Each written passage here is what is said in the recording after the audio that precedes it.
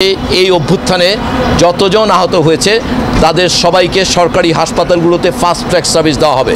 এটা আজকে এই সংবাদ সম্মেলনের মাধ্যমে আমরা সারা দেশের সকল সরকারি হাসপাতালের জন্য এই নির্দেশনা রাষ্ট্রের পক্ষ থেকে দেওয়া হচ্ছে যে তারা তাদের সামনের রোগীতেই চলে যাওয়ার পরই এই আহতদের যারাই আসবেন এই কার্ড প্রদর্শন করলে তিনি অগ্রাধিকার পাবেন।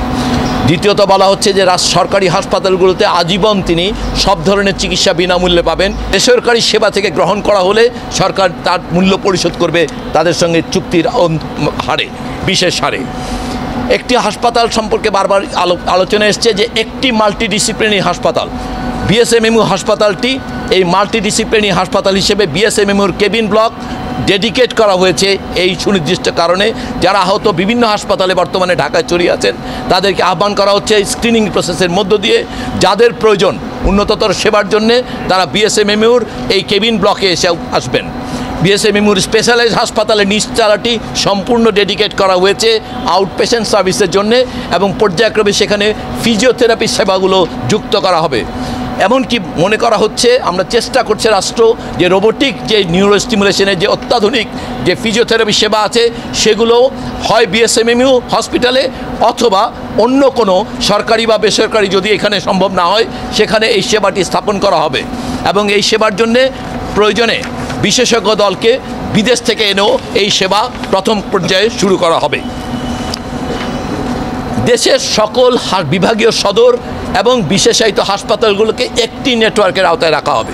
অতএব মানুষকে যে দৌড়ে দৌড়ে ঘুরতে হয় এবং তারা যে রেফারেল সিস্টেম এই রেফারেল সিস্টেমটি ইন্টিগ্রেটেড থাকবে এবং ডেডিকেটেড বেডগুলো এই আহতদের জন্য ডেডিকেটেড বেড বিভাগীয় সদর এবং ঢাকার বিশেষায়িত হাসপাতালগুলোর সবগুলো একটি ড্যাশবোর্ডে দেখা যাবে এবং তারা জানতে পারবেন যে ওনার নিকটস্থ কোন হাসপাতালে ওনার সেবাটি পাওয়া যাবে। এছাড়া চোখে গুলিবিদ্ধদের বেলায় সুনির্দিষ্টভাবে বলা হচ্ছে গানশট ইঞ্জুরি। আপনারা জানেন এবারের অভ্যুত্থানে যারা আহত হয়েছেন পৃথিবীতে এই ধরনের আহতের সংখ্যা 2 থেকে 3 বার ঘটেছে পৃথিবীতে এই ধরনের আহত।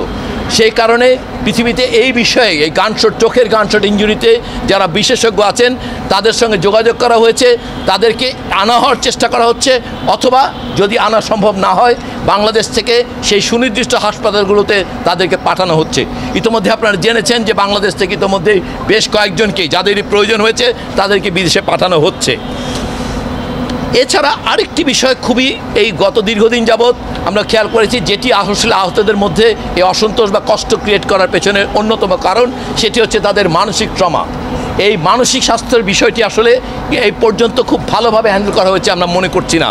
আমরা স্বীকার করছি এই ব্যাপারটি আমাদের দিক থেকে যথেষ্ট সফলতার সঙ্গে আমরা পেরে উঠিনি। সেই মানসিক আঘাতটি এবার অ্যাড্রেস করার জন্য ন্যাশনাল ইনস্টিটিউট অফ মেন্টাল হেলথে একটি কেন্দ্রীয় স্থাপনা এবং তার সঙ্গে দেশের সরকারি বেসরকারি যারা এই ধরনের সেবা সম্পর্কে অভিজ্ঞ আছে তাদেরকে যুক্ত করে একটি নেটওয়ার্ক করা হবে যেখানে টেলিমেডিসিনের মাধ্যমে স্ক্রিনিং হবে এবং ইন পার্সন বিভিন্ন জায়গায় কাউন্সেলিং সেন্টারে এই তাদেরকে সাপোর্ট করা হবে, কাউন্সেলিং করা হবে, এমনকি তাদের পরিবারের সদস্যদেরকে আসলে, কারণ আপনারা জানেন যে নিহতদের পরিবারের শহীদ পরিবারের সদস্যদেরকে কাউন্সেলিং করার জন্য এটা খুবই জরুরি একটা ব্যাপার। কোনো উন্নত পদ্ধতি পৃথিবীতে যেখানে এক্সিস্ট করে বা আমাদের সরকারের পক্ষ থেকে সর্বোচ্চ চেষ্টা করা হচ্ছে তাদেরকে দ্রুততম সময়ে। আপনারা ইতিমধ্যে জেনেছেন এয়ার অ্যাম্বুলেন্সেও শিফট করা হয়েছে রুটিন। আজকেও একজন যাবেন, গতকালকেও একজন গিয়েছেন। মানে যখনই যার প্রয়োজন সেই রোগীদেরকে তাদের উন্নত চিকিৎসা নিশ্চিত হওয়ার সাথে সাথেই এটার একটা সুনির্দিষ্ট পদ্ধতি মেনে সেই হাসপাতাল থেকে আসা সুপারিশের ভিত্তিতে একটি বিশেষজ্ঞ টিম ইভ্যালুয়েট করে রিকমেন্ড করলেই স্বাস্থ্য পরিবার কল্যাণ মন্ত্রণালয় থেকে তাদেরকে বিদেশের সম্মিলিত হাসপাতালে পাঠানোর সব রকম ব্যবস্থা নেওয়া হচ্ছে।